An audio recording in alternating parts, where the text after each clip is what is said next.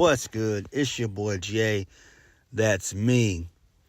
Let's dive into NXT Halloween Havoc Night 2 for October the 31st, 2023. Happy Halloween to everybody. Hope you guys have a safe and fun Halloween. So we kick the show off with the first match of the night. That being the Creed brothers versus Angel Garza and Humberto Carrillo in a tables, ladders, and scares match. This was fun. This was very, very fun. I enjoyed this. Crazy table spots everywhere. The Creed brothers, they get the win via the Brutus Bomb through two tables for the 1, 2, 3. I love this match. This match was super duper fun. Had a fun time watching it. And the Creeds are going to be extremely successful on the main roster, for sure. I don't know what they're going to do with Angel Garza and Humberto Carrillo going forward. Hopefully they can feud them with Tony D and Stacks. So hopefully they can begin to chase the NXT Tag Team Championships. I think that would be great for them to do. And hopefully by NXT Deadline in December, they'll be on the card to face Tony D and Stacks. Moving on. So, Alba Fire and Ijla Dawn, they were talking to Shotzi and Scarlett Bordeaux. And they're basically just saying, hey, look, we don't need you guys anymore. We'll take it over from here.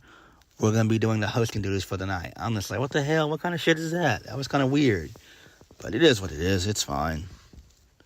Moving on to Mackenzie Mitchell. She had a backstage interview with Tiffany Stratton. Mackenzie wants to know what Teddy thinks about Fallon Henley's impression of her. Tiffany was livid and proceeds to walk out on the interview. Okay, fine with that. Next, Joe Gacy, he shows up. He says that he's made mistakes. He's done unthinkable things. He's enjoyed watching people suffer, and he's enjoyed seeing horrors, and he liked it. He liked it because he understood it. He had to go through his own pain and suffering just to get me where I am today. And I'm not justifying my actions. I'm just telling you that I'm only human, right? I've made mistakes just like everyone else. Nobody's perfect. But still, peers, friends, and strangers all stab me in the back with judgmental eyes day after day. Damn, that's a awesome promo line right there. I mean, is it me? Am I the problem? I'm not asking for forgiveness. I know there's a darkness inside of me built because of my past. Once upon a time, I was tethered to society by a lot of people around me, but now there's no strings on me. And maybe you are the kind of person that believes in fairy tales, but then again, maybe you're not. I'm like, damn, that's a very cryptic, cool promo right there. So I enjoyed that. I don't know what this means for him. Maybe he's just going to go into a singles role. I don't know what you do with Joe Gacy going forward. I really don't. I have no idea what you do with him. I don't. Maybe you could put him with Lexis King, Brian Pillman Jr. Maybe you can do something with those two as a tandem. I think that'd be kind of cool there. But I don't know. I really don't know what you could do with Joe Gacy going forward. I don't. He just seems like another guy on the NXT roster. I mean, you could put him on the main roster, but he's been in NXT for about 2 years now. So I'm shocked that he hasn't got a call-up yet. Like, that's kind of weird. Like, he's been in NXT for 2 years. He was, I think, on the second episode of NXT 2.0, if I can remember. I think he was on the second episode. So I don't know what they do with him going forward.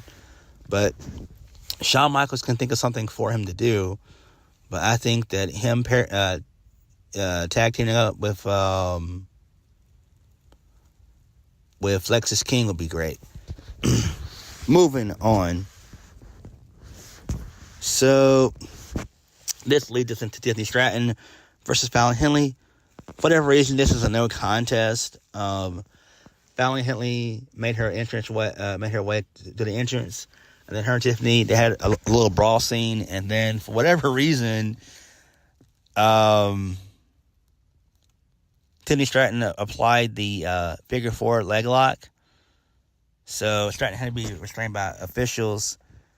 So it wasn't no contest. So that's pretty cool there. I guess they're going to continue to their feud. So I think Fallon Henley and Tiffany Stratton, that should be an interesting feud there. Next, so the Metaphor, they go on a scavenger hunt for the NXT Heritage Cup trophy that got stolen by Akira Tozawa last week. Moving on. So Jayne said that Andre Chase should thank her for helping him become champion last week. This is the old you scratch my back, I scratch your back situation. Andre Chase reminds Jayne that he doesn't like to cheat. That's not how he conducts business at Chase University. And then Tony D and Stacks, they show up.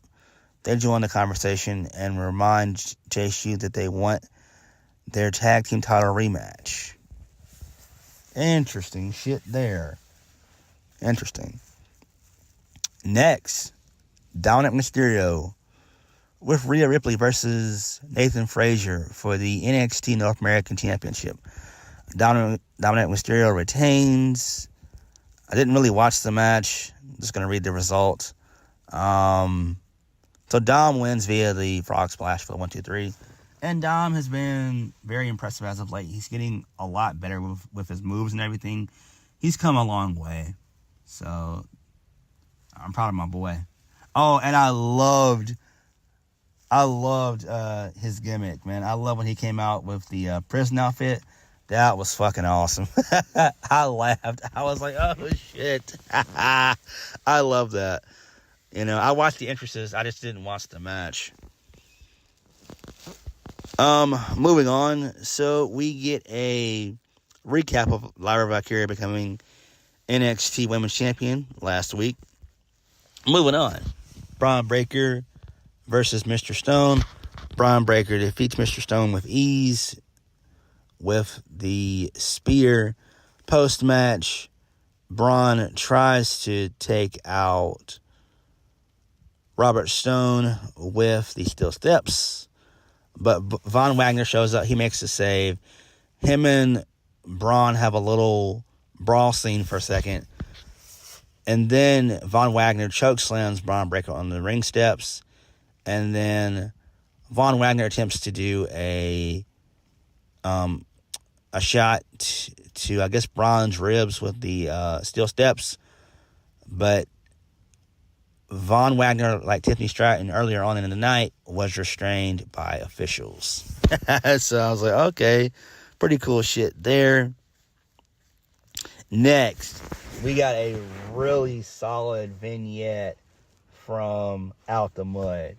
Like, Reggie told us about his background and where he came from, and how him hanging out with Bronconema and Lucian Price, those are his types of homeboys, and you know they're looking to get revenge on Tony D and Stacks for costing them the tag team titles a couple weeks back. So I do like this.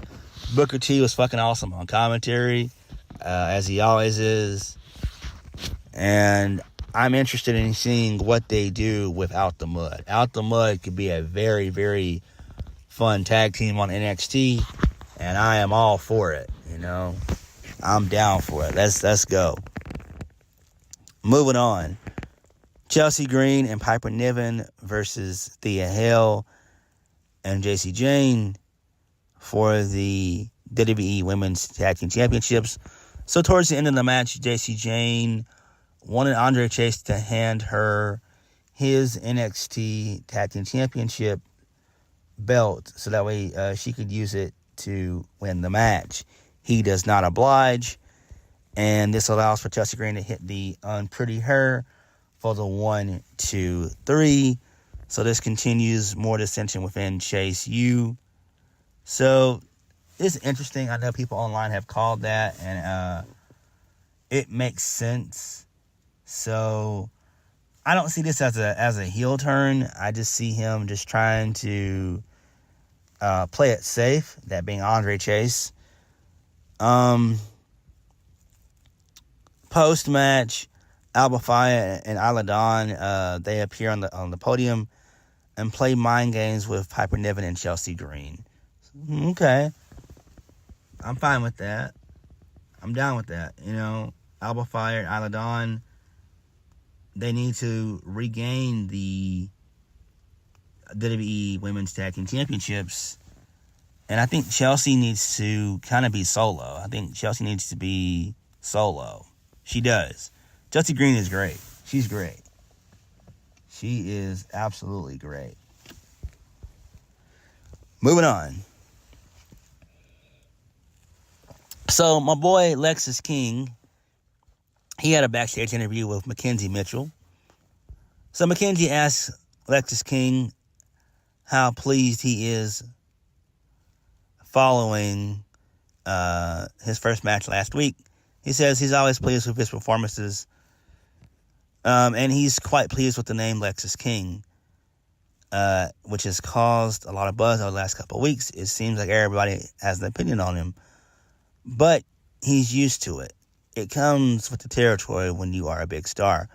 One thing is for sure, this is his life, and he's going to live it on his own terms. Just wait and see what he does next. So I'm down for that. I'm still predicting Lexis King to be a champion in 2024. Whether he is the NXT North American champion or the NXT champion, Lexis King has a future. He has a future. I would love to see him being NXT North American champion. I would love that. But I can easily see him also being NXT champion in due time as well. And I do still think that he's going to revert back to the Brian Pillman Jr. name after he finds himself as, Lexis King, after this character has been successful. So he's just going to be doing this probably for 6 to 8 months, and then he'll probably revert back to being like his pops was, like how his pops was. Next, the NXT Women's Breakout Tournament Finals.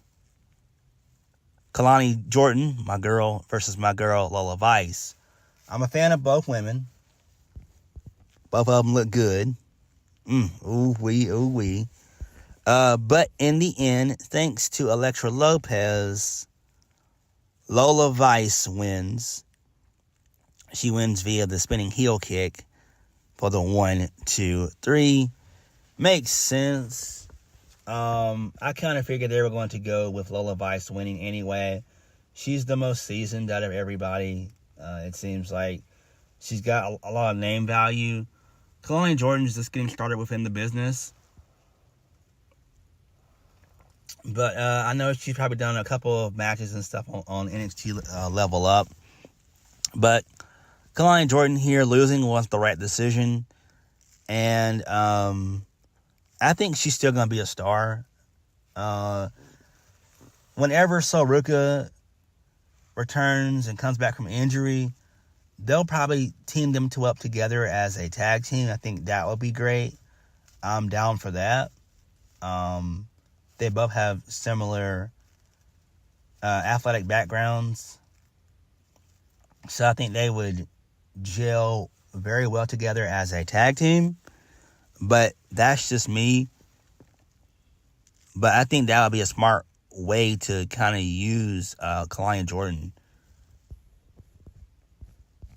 But Lola Vice winning is fine. She'll probably be the first opponent for Lyra Valkyria, and they'll probably build towards a match for NXT. What's the event? I can't remember. I can't remember what it's called. I can't remember. But, you know, their final pay-per-view of the year, they'll probably end up doing that there. So I think Lola Vice will be a good opponent for Lyra Valkyria. And then maybe in 2024, you can kind of give the belt back to Tiffany Stratton. That's what I would do, I guess. Moving on. So, this leads us into a bunch of comedy stuff with Noam Dar and Akira Tozawa, along with the rest of the Metaphor. They were all taken out earlier on. It was cool how the Metaphor was dressed up as Scooby-Doo. That was great. With Orlamenta being Shaggy, Vilma being what's her name? Shit, can't remember her name. Oh yeah, I do remember it now. Lash Legend, and Daphne being Jakara Jackson, and Scooby being Noam Dar. That was pretty cool there. So I definitely enjoyed that. That was great. All those segments were fire. Made me laugh. So basically, it comes down to Akira Tozawa giving Noam Dar his Heritage Cup trophy back. And then I think that the Monsters ate Noam Dar. So that was kind of funny there. So they did like a whole little zombie thing that they did. I believe it was 2 years ago with The Miz and Damian Priest. Yeah, that was 2 years ago. Wow, okay. So, Von Wagner wants his rematch with Bron Breakker next week. And then we're going to be getting Iron Survivor challenge matches. Qualifying matches. They're going to be getting next week. Okay, cool. Main event. Carmelo Hayes versus Ijla Dragunov 3 for the NXT Championship. This match was fucking tremendous. As a television match, this match was a joy to watch. I loved this match. There were a couple H-bombs in the match, a couple cut breakers in the match from Carmelo Hayes. There was also a spot in the match where I thought Carmelo Hayes may have broken the neck of Ijla when he did the DDT on the ring apron. That was a sick spot right there. There was also a spot in the match where Ijla did the H-bomb through the announce table. That was fucking awesome. Then, towards the end of the match, Carmelo is about to hit the nothing but net finish, but my boy Trick Williams, he appears on stage, and he's pissed off.